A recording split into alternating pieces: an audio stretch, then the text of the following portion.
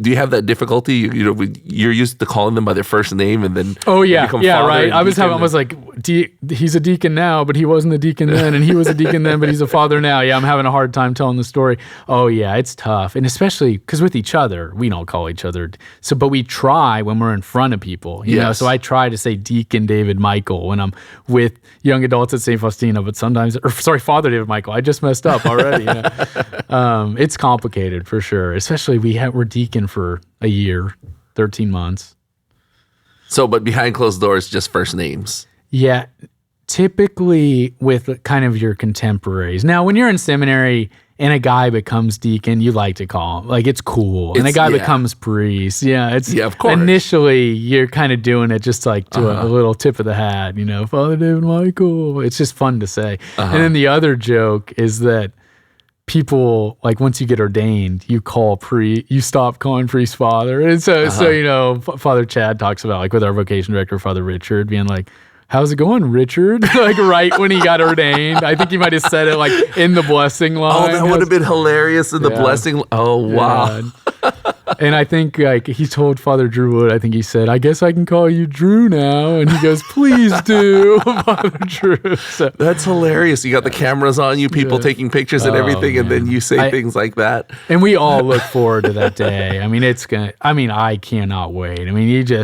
Obviously, it's really just the beginning. But when you're in seminary, you just cannot wait until your ordination day.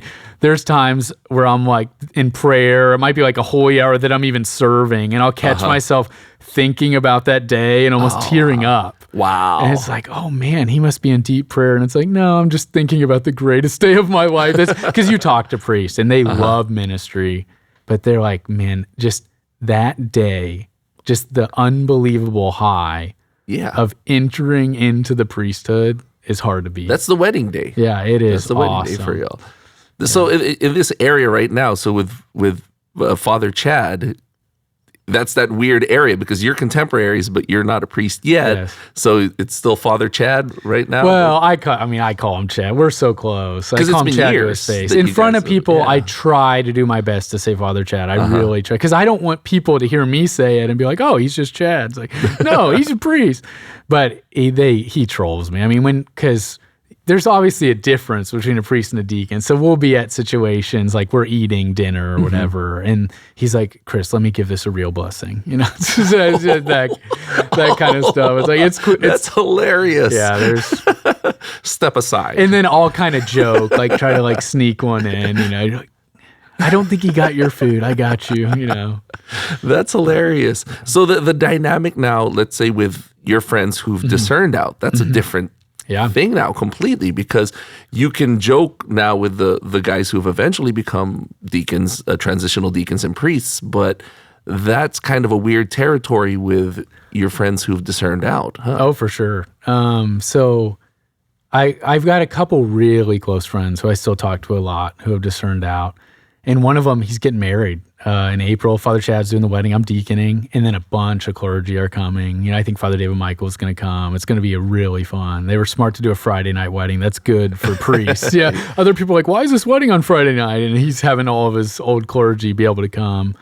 And so Friday night is a good time to get priests together. Because Saturday is so tough, with the vigil masses and confessions at a lot of places. And then they need to be back for Sunday morning. Yes. Like Friday, you can kind of do some traveling on Saturday morning and piece things together. So I was talking to Father David Michael. I think that day he told me he has like 2 weddings. And I was like, dude, let's just drive together. We're gonna leave at like 4 a.m. We'll be back by the weddings. I'll drive you. It's gonna be a blast. So yeah, it's fun to support guys like that. They're still big time in the faith, but it's definitely a different dynamic. One of my guys always jokes like, he was still struggling with his discernment because he was really only in for a year.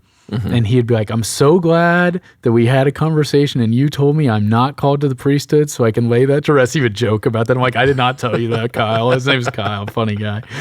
And it's fun. It's fun. So we try to keep those friendships up because we're building the kingdom, right? Yes. If